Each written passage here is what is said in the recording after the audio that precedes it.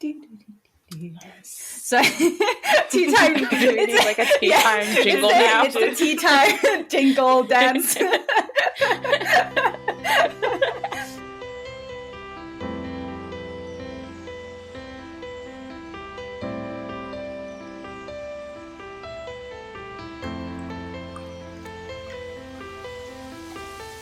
Hey guys, welcome to LoveCast, the Boys Love podcast. I'm your host Pixie, and with me are my co-hosts Alexa and Kayla.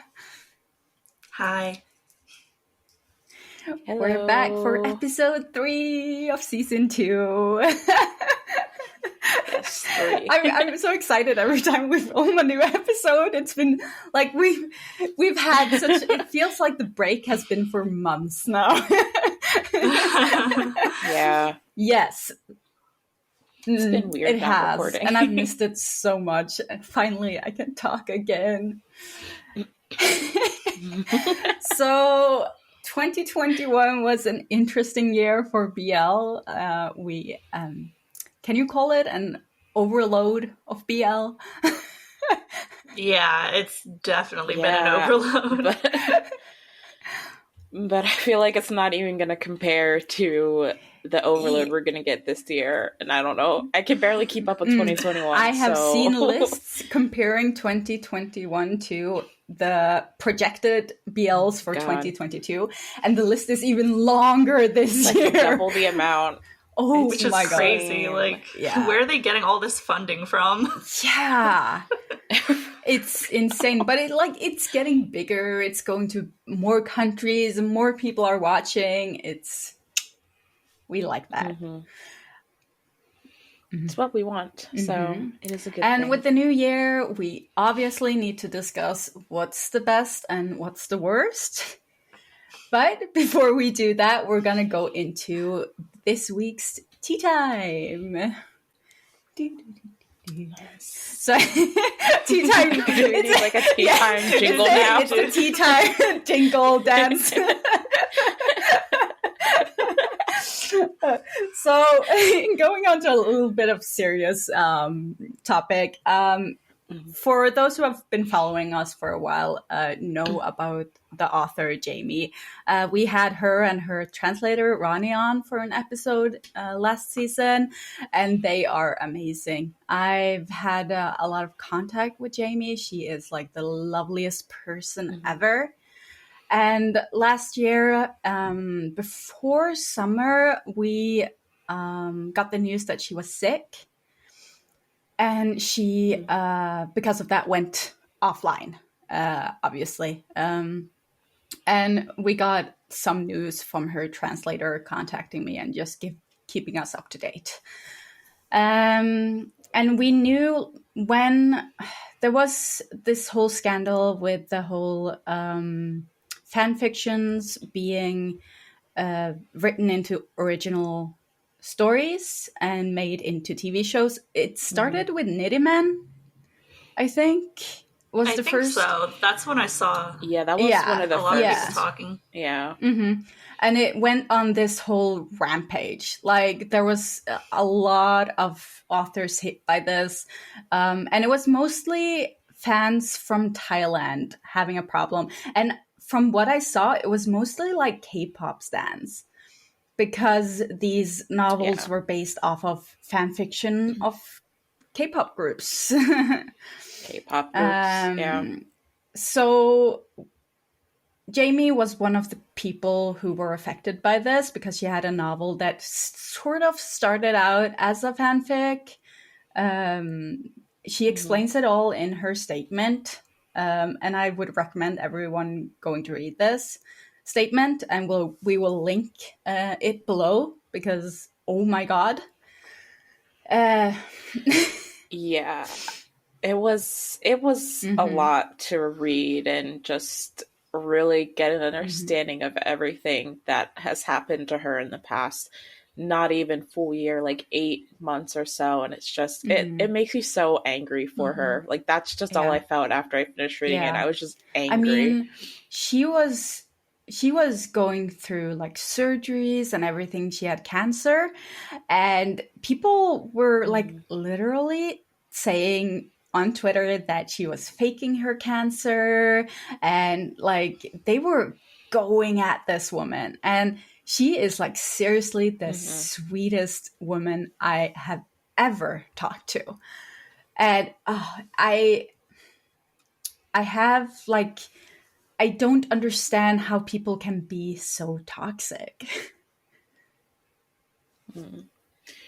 It just, I feel like reading everything really showcased how quickly BL and K-pop fans and just fandoms in general can just like flip a switch if they're not getting what they want from someone. Because the fandom that she was talking about were Chris Singto fans, the Pariah fandom, and reading through the statement, you know, they were talking about her novel and stories she was supposed to write, and how the fans had an idea of Chris and Singto playing these roles, and if the series came to life and that kind of thing. And then when Jamie went off the grid because of her sickness and kind of stopped writing, and things with her professional career kind of came to a halt, that's when, you know, people started getting angry, asking why she wasn't still writing. Why did she turn her back on the fandom? All this different kind of stuff. And it was just so wild to me to read the way they were tweeting when, you know, they were getting what they wanted, and she was writing their stories and working on the collab that she had. And you know, things were seeming good. And then she got sick. And that's when, you know, it was insane to see how quickly that switch flipped in the fandom on her, and it was just like really hard to read through because some of the she tweets added and stuff proof that she had, like she had collected. a lot of proof from Thai-written messages that she has translated in the statement, and it's and she says like in the statement itself, this is not like half of what she's been getting. And that's crazy. I knew that she was getting a little backlash. I didn't know it was this bad. Yeah. And it's really scary what mob mentality can do to a fandom. Yeah. And over such a small thing, like something going from a fan fiction to an original novel. Are you kidding me? Everything we do in life is inspired by something else. Every writer, artist, everyone takes inspiration and from everything else. It's not like a proof of skill. Like I cannot write a fan fiction about, I don't know, a Ram King fan fiction, and it's gonna be like immediately successful because I'm using Ram King. No, that's not how it works. It's gonna. If that was how it worked, every fanfic writer in the world would be like top tier. It's like, that's ridiculous. Like they're good writers. That's why they get popular. And the market is so saturated. There's so many fan fictions, and it's so hard to get noticed. So I don't understand how they think this works. I mean, I'm surprised that like these authors can even get so much notice for their fan fiction that they get discovered. I mean, it's so hard to get through. Yeah. And like, you know, that, you know, if someone's having their works, and not even just one work, you know, multiple works in cases of a lot of these authors being selected to turn into series or novels or whatever, like, that means there's talent there. It's not just because of whatever couple or group or whatever that the original fanfic is based on. Like there's talent there that producers are seeing and publishing houses are seeing and other people, professionals in the industry are seeing. I'm kind of inclined to think that it's not even about the fanfic and it's just bitterness. Jealousy about Kristen Singto not getting a new series. That's what it feels like to me. I feel like all of these instances, it's never truly that the story used to be a fanfic and it's something more personal and like vindictive. I mean, Not Me is getting it's not your fault. It's not Jamie's fault you're on a dead ship. Like, but Not Me is getting the whole thing too. And that's, I mean... What? Yeah, I think like this is a topic that needs thoroughly to be discussed and go through every side of the story and stuff. So we plan on filming a proper whole episode on this, and I also want to go into depth like what Jamie wrote in her statement, because like this is harassment on like a huge level that I cannot understand how she even has the like mentality to come online and say thank you to the people that supported her. I would get like PTSD from opening Twitter if that was me. Like seriously, like I can't imagine. So we're gonna talk about I just really encourage, like Pixie said, to read the statement, because it was, first of all, she translated everything to English, and I think the English translation alone was like 28 pages worth of her she went through her sickness in detail. So that is something to consider if you have a hard time reading about like illness and medical treatment. I would maybe skip over that aspect, but she did talk about her cancer treatment. She talked about the situation with the Pariah fandom, and then she did also address the secret admirer issues in a not as in a more vague manner. Like she didn't put names out there, and we all know the names who are involved in that scandal, but she did not mention those names. But she did address the whole secret admirer television series situation as well. So it's a long read, but it's 100% worth taking the time to read and just really getting her perspective and understanding what she's been and for through. those who are wondering about secret admirer, she did say that it's gonna happen. So she didn't want to quit it because of the actors and everyone involved already started. So it's happening, and it's gonna be interesting to see the actors back and see what they can do with a proper script and all that. Yeah, me too. Looking forward to it. I hope that it'll get a fresh start and get done the way it deserves to be done. So we are talking about our best and worst BLs of 2021. This is going to be an interesting talk. We'll start on a positive note and go through our top BLs, our top 3, through a rotation. And Kayla can start with her number 3.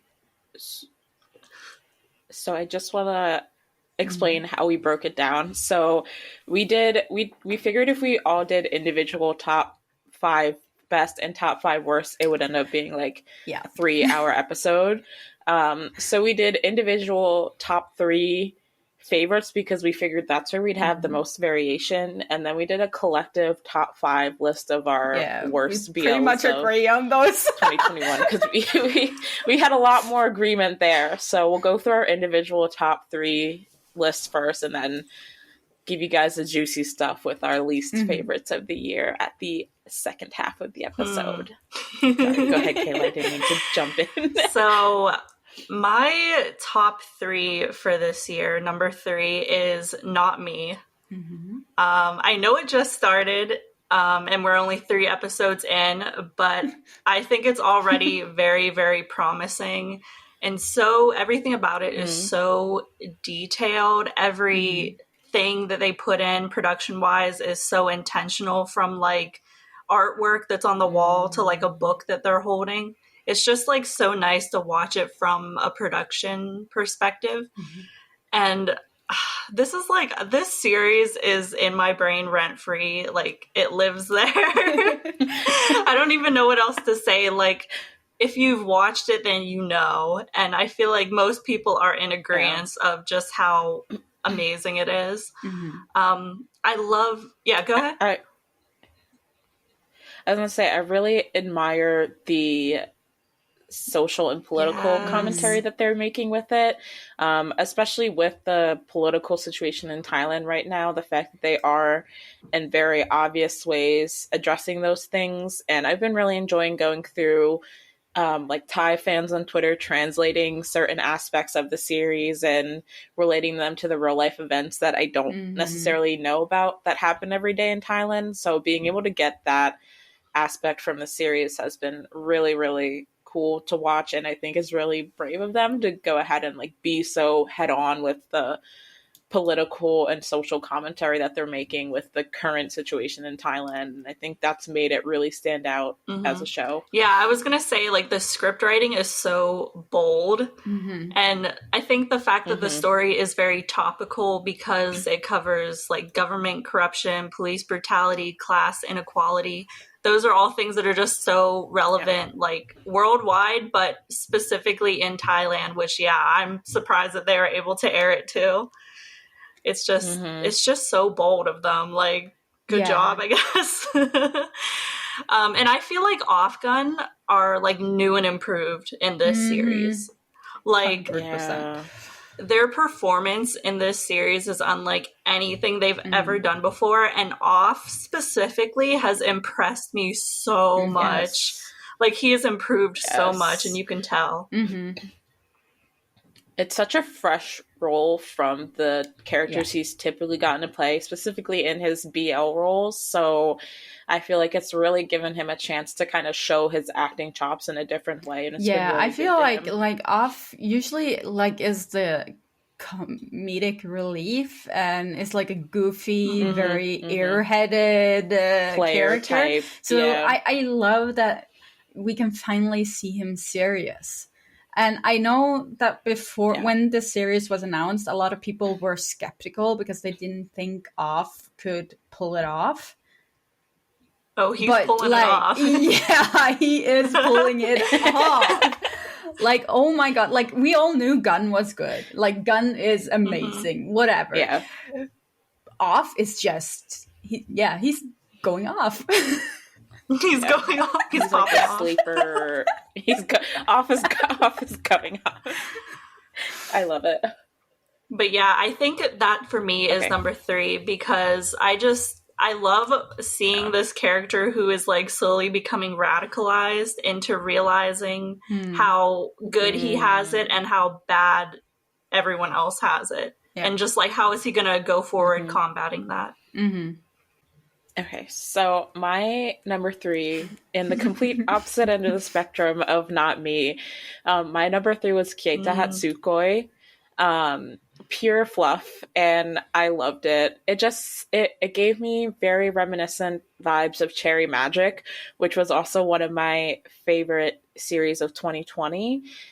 So just so sweet and so lovable, and Aoki was just the cutest and most pure, chaotic bisexual character, and I just loved him from start to finish.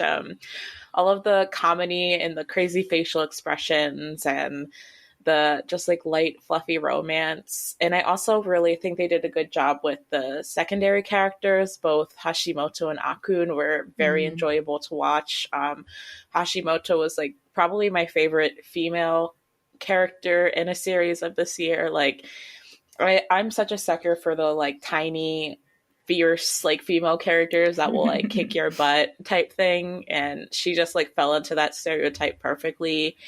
And I thoroughly enjoyed watching it. You guys know I'm a sucker for kind of soft romance series. That's kind of my vibe that I fall into, and I feel like this kind of hit that nail right on the head. It just gave me the good fluffy vibes that I needed to end 2020. And it was one of those things where, you know, it was a very PG young romance, but it didn't need to be anything more than that. Like, it was one of those things where you did get heart flutters just from seeing them finally hold hands and take those really small steps. So I just enjoyed watching it from start to finish, and I was so glad that Vicky finally picked it up when it was airing so that it did have an official platform to watch it on. And I hope that a lot more people now will have the opportunity to watch it and just get all the soft gooiness that comes from it. But I really liked how they managed to pull off like the typical manga vibe without overdoing it, because that's like the typical Japanese shows, not even if it's BL, but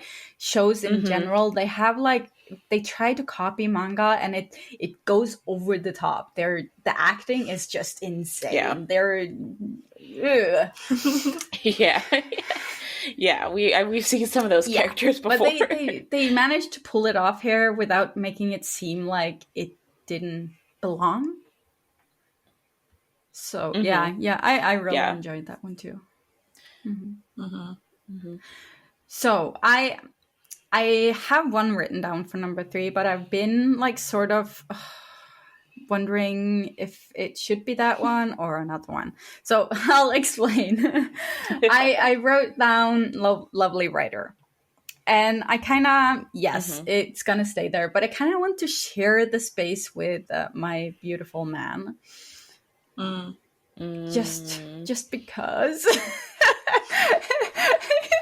Because that's the only reason. So the thing is, like, Lovely Writer, we've talked about this so many times. Like, we've had like a whole episode on why two full episodes why this series is so good, and this still holds up. I love that show, and it gave social commentary, and it showed the industry without trying to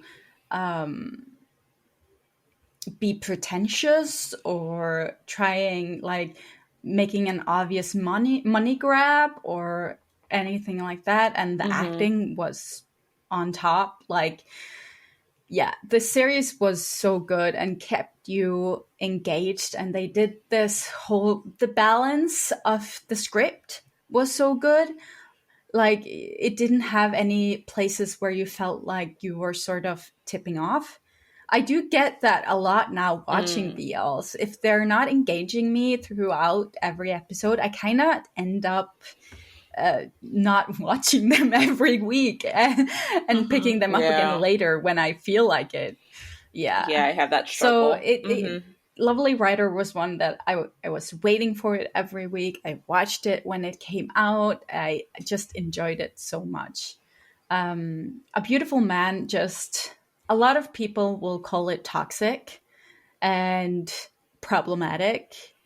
But I think like that's the whole value of the show. It's showing like real humans and what they go through. And I, at some point, how they act towards each other is very, I think, very, very Japanese.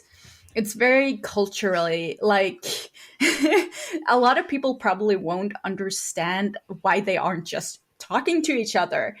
But, but from what I know about Japanese culture, it's very, it looks very real. And it's like a situation that I can imagine could happen, which is why I like it. And they have growth, and it's interesting. And the only gripe I have with it is it's too short. They could have done so much more with it, put some length to it. They had the story, they had the characters, they had everything. And like the side characters, they could have built on so much. But obviously BL in Japan and South Korea is, still on the low end. Still in the work zone. So those, like, I feel like I have to say, like, they're sharing a third place. I don't want to take anyone off the list, but Yeah. I support that. I had a problem trying to pick third place too, because I had a tie, but I was like, you know what? Not Me is just amazing. So for my number 2, I have Lovely Writer, for all of the reasons that you said. Plus, like, whenever I watched that series, I felt so validated because they were tackling all the issues that I've been talking about from the start. casting discrimination, gay stereotypes, fan wars, stuff like that. And I just love the cast. Like, I just think they're all great. Personally, I'm a cow lover. All he had to do was like walk on the screen, and I was enamored by his character. And I feel like this BL has one of the best coming out scenes I've ever seen in just like any show. Like, that scene, it's so good. Like, there's nothing simple about it, and I appreciate that it has that level of realness, that it's not just like, oh, I am with this person, that's it. Like, it's a lot more complicated than that. Yep. And you feel that through like the impact that it has. But yeah, pretty much for all the same reasons Pixie said, I have Lovely Writer ranked as my second favorite. Yeah. I won't say anything because, spoiler alert, Lovely Writer is also on my list somewhere. Surprise, surprise. For my number 2, I had Bad Buddy.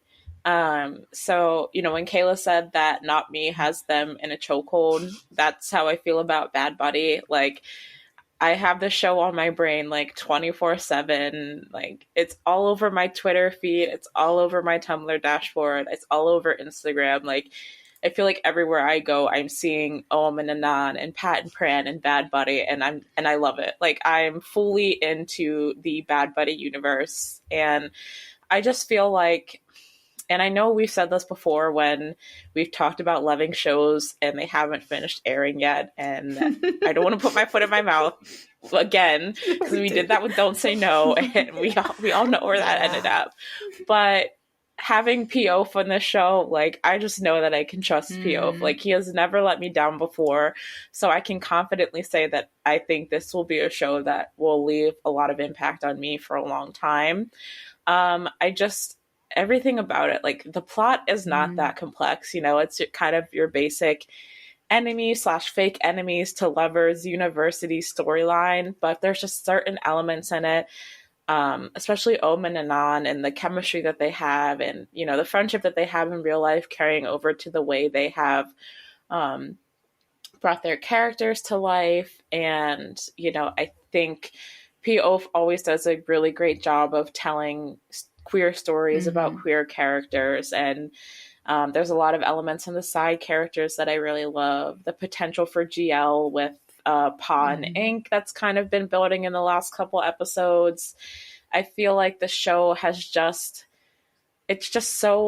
something about it that just is so gripping, and I think it really has to be the acting, because everything about their characters and the way they portrayed them, all of the characters, even Y and Korn, Drake as Korn, and all of the people who are supposed to be the bad guys and the chaotic friend groups, like, they're realistic as university students, and they're also like really enjoyable to watch. Sometimes I struggle to watch the university and high school BLs, because as a 27-year-old, I'm like, can't relate. I don't enjoy watching these kids anymore, but I feel like they have made their characters realistic as queer characters and as people, that it makes me still able to tap into their emotions, especially Pran. Like, I think Nanan has done an amazing job of Pran and kind of portraying his feelings for Pat, and kind of him going through the struggles of wanting to please his family and wanting to give into his feelings and all that kind of stuff. And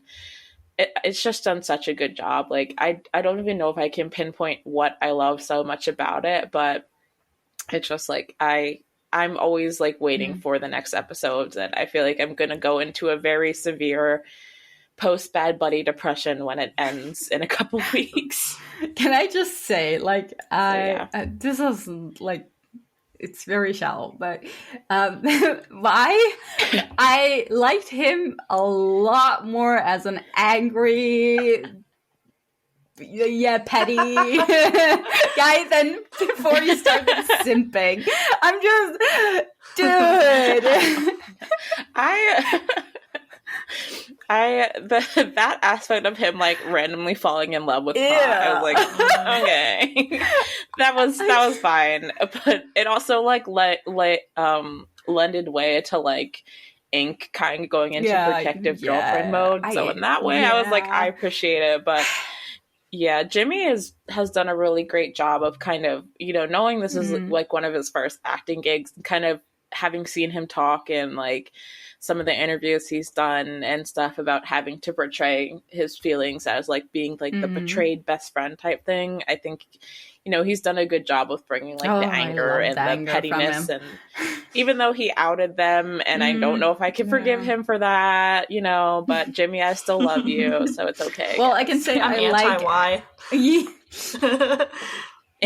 Yeah, we're Y antis, but Jimmy and as acting as Y is like good stuff. For Jimmy always looking angry.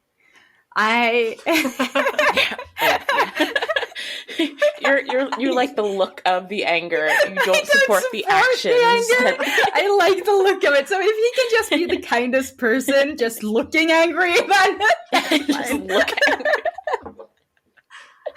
No. I can support that. So for my second one, I have big surprise, not me. For all the same reasons Kayla mentioned, I think Not Me has done such a good job, and even like it's just been the 3 episodes, it's so good to see Off and Gun on the screen again. And yeah, I know this is like one of your most anticipated of like the whole year, so I'm sure you're like, it's finally here. This. Yeah. And it's just like the whole premise of the story, and like the more of a like darker theme and more violence involved, it just speaks to me. This is my kind of thing. I need the drama, I need the violence, I need everything, and it's been delivering from the first episode. And like I love like the whole sort of bad boy vibe of it all, and like I said, Off is just, he's bringing it. I mean, he looks so good trying to like be a bad guy or bad guy vibes, because like it can be discussed. But yeah, I am really looking forward to more episodes, and I really, really hope it keeps going. Like I feel we are becoming like GMM TV stands. For real, like why are their recent shows like so good? Budget. Usually I'm so underwhelmed by some of the GMM TV shows, because I feel like my expectations always end up not being met. But like recently they've been bringing their A game. Saving all the good stuff until the end of 2021, it seems. Yep. Okay. Third one, or first place. First place. Number 1. So for first place, I have A Tale of a Thousand Stars. I just love the plot. Like Tien as this kid who faces his own mortality, and he goes to leave his privilege behind to live the life that his heart donor never could. Like, I just feel like it's so touching. And we already established that I really love sad shit. So it's very sad. I feel like this is one of the most beautifully directed BLs I've ever seen. Like, P. Oaf is so good at preserving the original story while modernizing it for the times with everything they had to change. And Mix blew me away with his acting. He had me crying from the first episode to the last. And like, I will forever praise how well he is able to convey emotion through his eyes. I can't believe he's a rookie. Like, he really made the series. Yeah, I agree. But I think other than that, just like, it's so beautiful to watch, like the aesthetic of them being in the mountains with the cliffside and all of that. And just the aesthetic, or I guess like the story of how he is trying to count 1,000 stars because Torfun couldn't. It's just so good. It's so I think I would recommend this series to people who haven't watched BL. Because it's just like so much more than just that. Like the story and the character development that everyone has to go through is really touching. Yeah. I would 100% agree with that. So my number one was Lovely Writer. So it's not surprising that it showed up on all of our lists somewhere, but I think, I've talked about it a lot throughout the year. I think a lot of the reason that I love this show so much was because from the very first episode, Gene as a character just touched something in my soul. I saw so much of myself in him and his actions and his emotions and just the way he understood things and went through his life and had his relationships with other people, both platonic and romantic. I feel like if this show hadn't had Gene as one of the main characters, I probably still would have loved it, but I think he as a character was one of the most enticing, I guess, I don't know if that's the right word, aspects of the show for me, just because I was so attached to him from the very beginning. And I was really impressed by Up, who was also a rookie actor. I think he'd only done a few support roles here and there, and I feel like he just really brought his A game when it came to Gene and kind of understanding all of the different facets of that character and really bringing it in the emotional scenes, like the coming out scenes and some of the scenes in the later episodes where, things kind of hit the fan for them and they had to face the consequences of their relationship and things like that. And beyond that, all of the aspects that they talked about of the industry that Kayla and Pixie have already touched on, the discrimination and the behind the scenes things and the bad side of fan service, how that can come back to bite people in the behind and kind of, how having to consider fan service can impact your relationships with people in your cast and people in your real life and that kind of stuff. I feel like it's a very timely show. I feel like it was something that as BL gets bigger and continues to grow, fans need to watch to understand. And obviously it's fictional, but there is, you can tell that it's based on a lot of realism and the way it's tackling some of these issues about what goes on in the industry, from the fans to the series producers and the publishing houses, and how every aspect of those things can impact people's real life relationships and their co-stars and everything like that. So it was definitely a very timely series and I appreciated it for that. And just on a very superficial note, I just think Cow and Up are very, I love the pairing, from an aesthetic standpoint, it does kind of have the smaller person and the bigger person vibes that you can't help but love sometimes. And I just have come to really appreciate their friendship in real life and getting to know both of them more as individuals and as a pairing. So I've definitely kind of fallen onto the Cow Up train this year, which has definitely impacted my love for the series as well, I think. Yep. Yeah. So my number one is also A Tale of a Thousand Stars. For all the same reasons. And I mean, this was a show that started at the beginning of last year and it still sits with me. I still remember it. I still feel like it affected me. Not in a real life, everyday kind of thing, but it's just, it made me feel something. So, and it makes me kind of hold BL to a higher standard. It's not enough with the low budget, sort of filming in 1-2 rooms. It doesn't, BLs like that don't catch my attention anymore. As they, before we were give us anything, we'll watch everything. Yeah. We barely had any BL to watch, but now I'm more I need quality. I deserve Standards. more of A Tale of a Thousand Stars. Right. I deserve We've seen it. how good it can be, and now we know that we deserve better. We deserve better. Yeah. We are funding this industry. We deserve better. Yes. Facts. So, yeah. I I don't like have a lot to add on because Kayla touched on everything. But yeah, I just really enjoyed this show, and like I read the novel as well, and they did change a lot from what I remember, but it wasn't like anything I disagree with them changing, except for the one scene where Fufa yells at Theon in front of the whole village. Yeah, that was weird. That was very weird, and it's not in the book, so I was just like, was that necessary? Yeah. But okay. Okay. So yeah. I like that Pixie and Kayla, your lists were basically the same. A few things the same list, just in different order. Called having taste. I agree.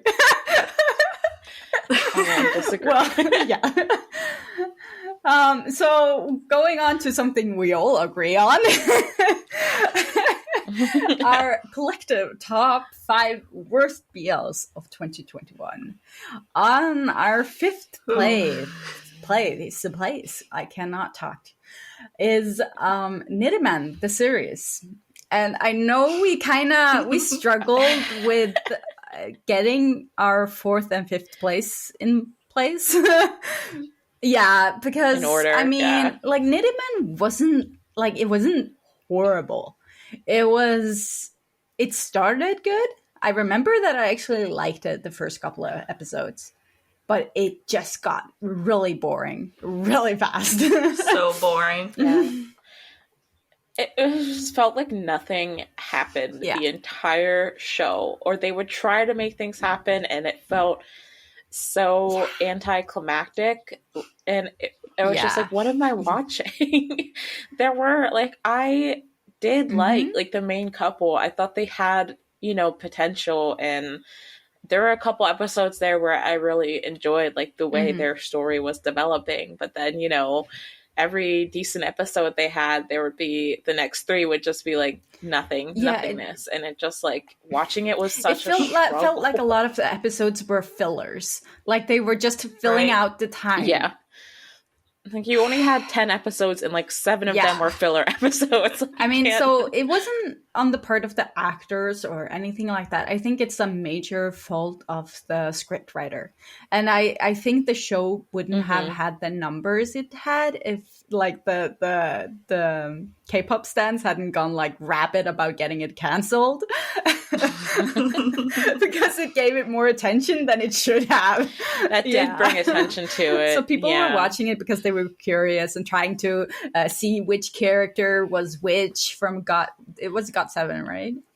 Yeah. I honestly didn't care, but that's not why it's number 5. yeah.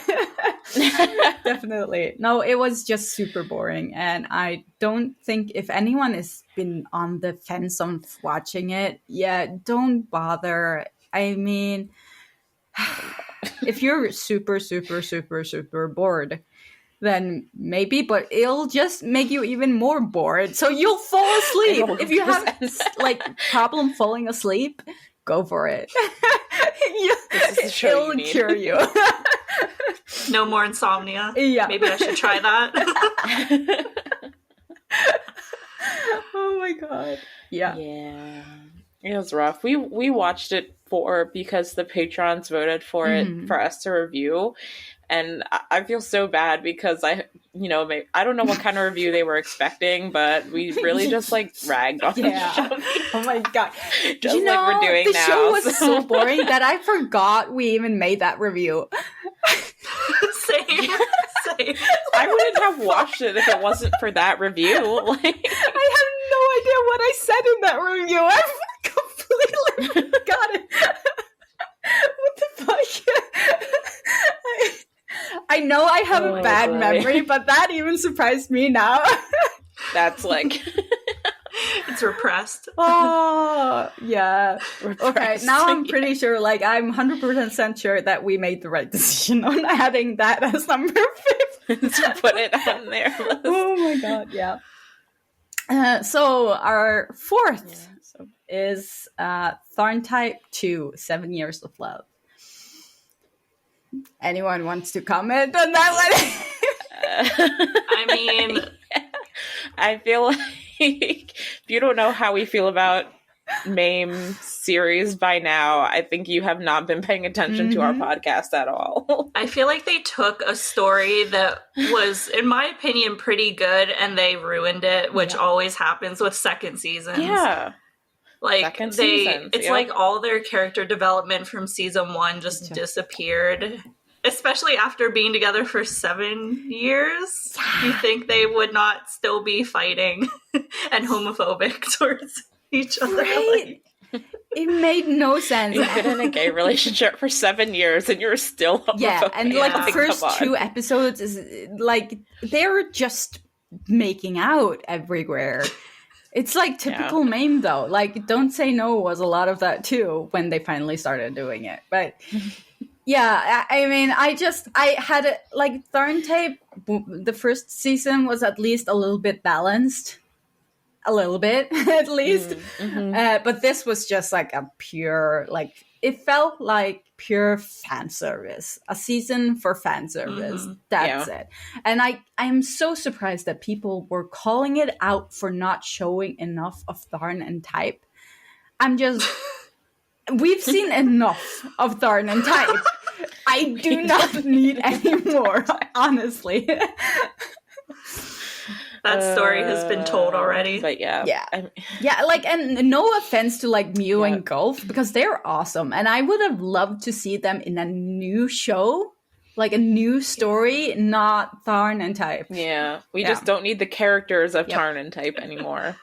And watching Leo and Fiat in Tharn Type Season 2 and then going to Don't Say No, especially with Fiat's character, the whiplash between those 2 shows and his character was just like insane. It was the same thing. Like he was supposed to be the bad guy in Tharn Type Season 2, but he had like a very specific character archetype in that show. And then we got to Don't Say No and it's like they forgot all of that. And he was just like, I mean, they did bring up some remnants of his slutty past, which I thought that was stupid to begin with. That they were like slut shaming him for having sex with people, but this is not about Don't Say No. But, you know, he just felt like a completely different character. And, you know, I think that's between Tharn Type to Tharn Type Season 2 to Don't Say No. I just think that these series struggle with keeping up any type of... I just totally lost train of the word. I lost train of the word I was thinking about. Any type of extended like character growth and characterization between their characters across extended seasons and stuff like that. Yeah, I'm really frustrated at how MAME writes her stories because she doesn't take into consideration the already established characters and their personalities. It's just like a brand new sort character of changes and story their every personalities time. and the like backstory to fit the narrative that she wants in the new story. Yeah, that's exactly it. Yeah, that's why like there's barely any like character development in any of her stories. Yeah. They have it, and then it's gone by the time, you know, if they come back for another season or a special episode, it's like they're a completely new character. I also think from a production standpoint, the season 2 was too quiet. Like, they didn't use any music at all. So it made the scenes that were already long seem 10 times longer. And that really bothered me. The fact that there was just so much like empty silence and it wasn't even supposed to be intentional, I don't think. I feel like the whole thing sort of feels like a cash grab at this point. Like they're only making it to like get more cash out of Tharn and Type and the whole fandom. Yeah, that was absolutely it. Yeah, make it as cheap as possible because the Tharn Type she had universe. some drama too with Don't Say No because she was reusing some scenes. She got people to act in for free, and they had never signed up for using the scenes they filmed for Tharn Type 2 in Don't Say No. Yeah, so it's obvious like they're cutting some corners, trying to save money, trying to get the most money out of it. I was really surprised that they actually got in like extras and stuff that they weren't paying. They used fans. You would think with how much money that production company probably has, like, they'd be able to at least pay people. Yeah, and they're like using fans and not paying them and giving them empty promises and like even not like giving them food and stuff. I mean, what? Yeah, no, we're not going to get into that drama, but yeah. So our number 3 is My Sweet Dear. For those who don't know, it's a Korean drama. It's I said this before, I think in our Korean BL episode with Paroma, they banked on having Jang Wi-soo in another BL drama and just expected that to carry the show for whatever reason, even though he can only do so much if he doesn't have any plot or characterization or anything decent to work with. I mean, I'm sure he did bring some viewers in originally because, you know, people really loved Where Your Eyes Linger. Where Your Eyes Linger. That's the right series, right? Yeah. Yeah, okay. I thought about I Feel You Linger in the Air and I thought I said the title wrong. But yeah, because people loved Where Your Eyes Linger so much, you know, I'm sure it did bring in some viewers at first, but he can only take it so far if the show has nothing else to offer. Yeah, like I was fine the first episode I watched. I was just like, okay, this is a beginning. They're setting something up. And the first episode you can give him a little, and then just nothing happened. A little. And like he's seriously the main character has no personality. Literally. What is happening? No. None of the characters are lovable. And I think it didn't help that Korea released 2 cooking BLs, one after another, and they were both like, for me, lackluster, but My Sweet Dear was I actually liked kind of Tasty Florida. I thought like it would have been better if it was longer, obviously, but I kind of like at least they had like a premise and a story to go with it, like sort of, but there was at least something. The bar is so low. But My Sweet Dear, there's nothing. It's nothing. The bar is so low, and My Sweet Dear couldn't even Which hit is it. why it's higher on the list than Nideman, because oh my god. Nideman at least had some things here and there. Yeah, like we said, there is a story there. Every once in a while, filled with a lot of crap as well. Yeah. But this was just no story, all crap. And the entire considering time. like the Korean shows are so short as well, I'm surprised they didn't even manage to make a story in there. Like, how hard? I can write a better script than that.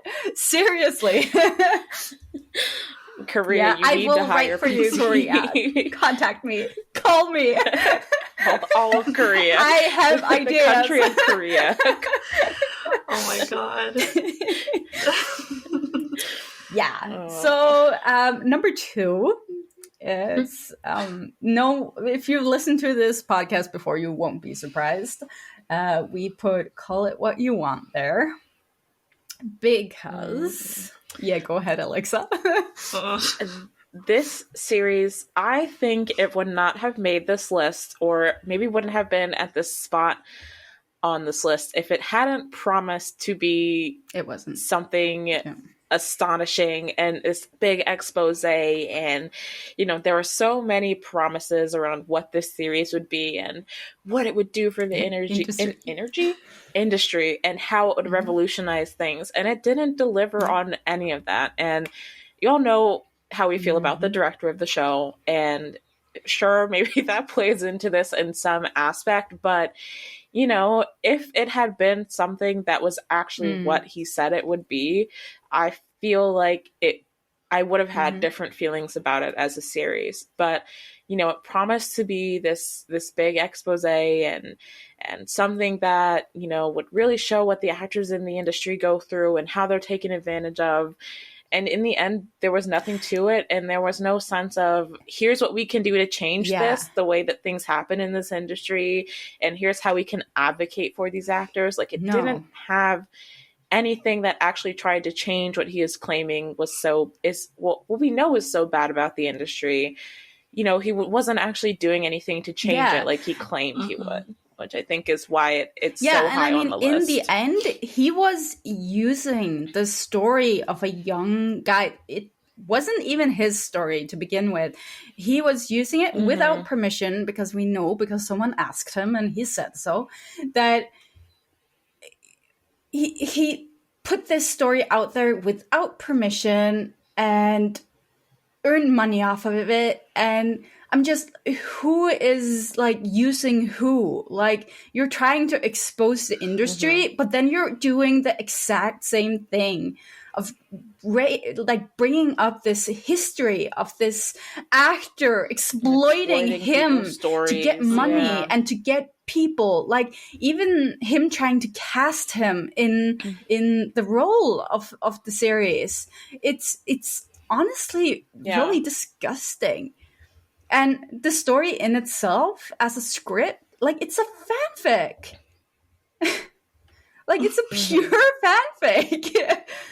So, yeah, if he hadn't inserted himself into the story, if he hadn't, like, used someone's, like, trauma to earn money, then maybe it could have been something. Like, even the title is stolen. Like, dude, call it what you want. Is a song by Taylor Swift, and he's admitted that he called it that because he likes Taylor Swift. Like, his new what?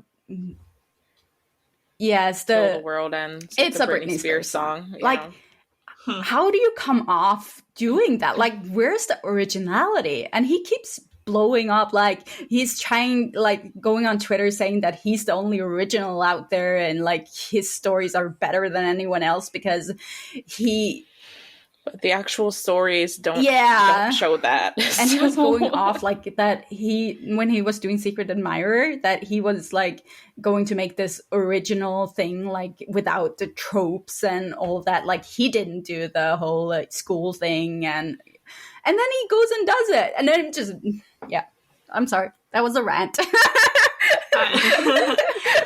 I also think that the way he handled and depicted mental health in the show was honestly very offensive. I think it is actually in the second part or whatever, where he has someone who's going to commit suicide, and then like it's cured by him sleeping with someone.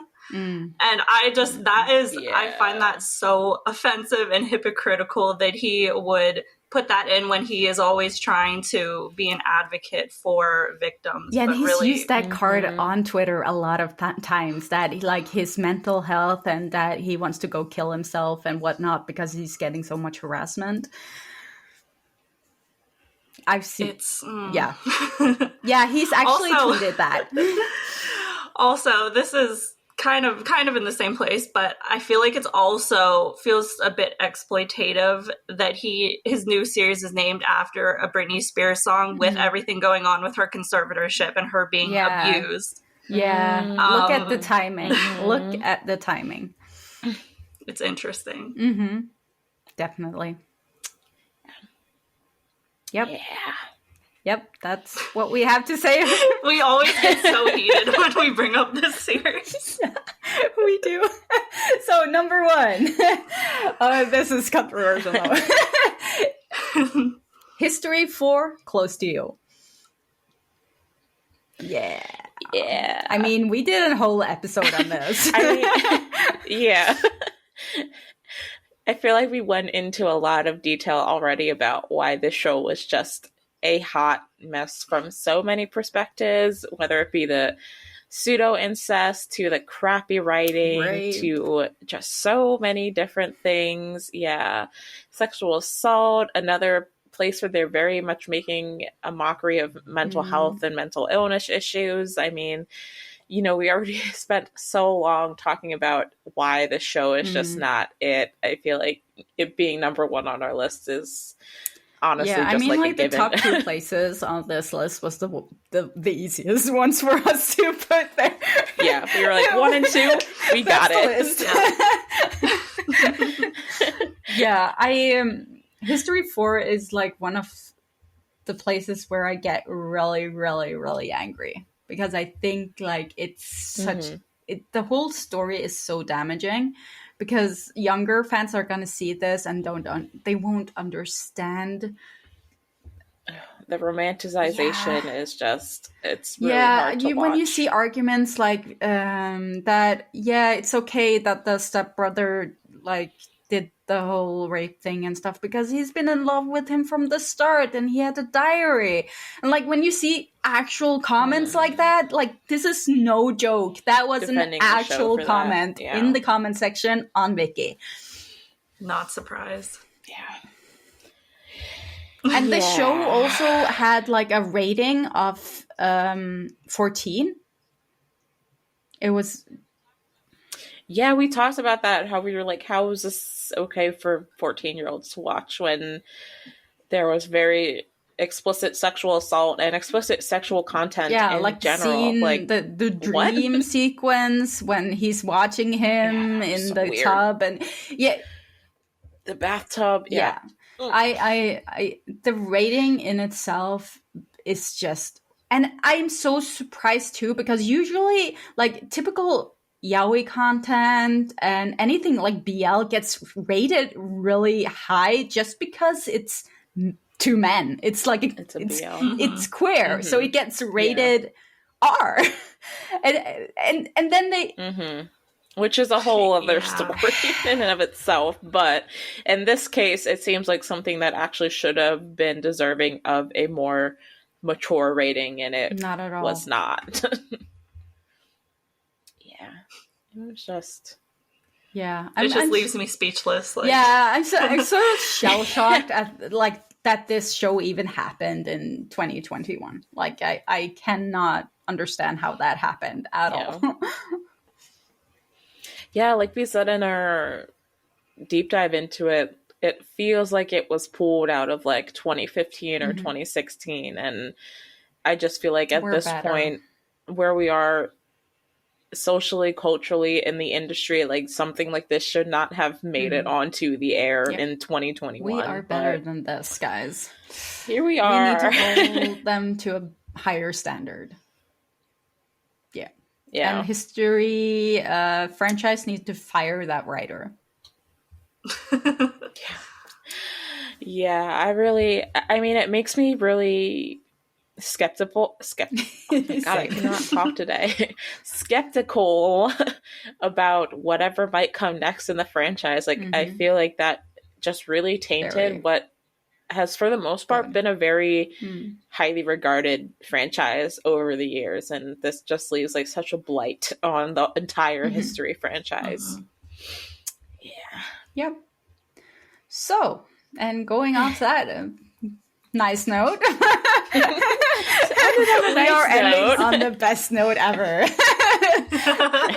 So that's it for our episode this week. Whose top 3 best BL list do you agree with the most? And look, I can't speak today either. And what are your thoughts on our LoveCast list for worst BLs of 2021? Or do you have a completely different show on your own lists? Head on over to our socials and let us know. If you enjoyed this episode, please rate and review us on Apple Podcasts and Spotify. Subscribe to our YouTube channel and share this episode with your BL-loving friends. You can also follow us on Instagram, Twitter, and TikTok, where we love to interact with everyone. Links will be in the episode description. If you'd like to support the podcast and help us to continue creating and releasing episodes, you can join our Patreon, where you'll receive exclusive access to the Patreon-only Discord server channels, guest announcements early, extra clips that didn't make it to the final episodes, and more. You can also send us a tip on coffee if you're unable to commit to a monthly support, or even check out our merch shop, lovecastthepodcast.com. Any help is greatly appreciated. Thanks for joining us this week as we discussed our best and worst BLs of 2021. We hope you enjoyed it, and we'd love to see your own list. Make sure to share them with us. So until next week, bye. Bye. Bye-bye.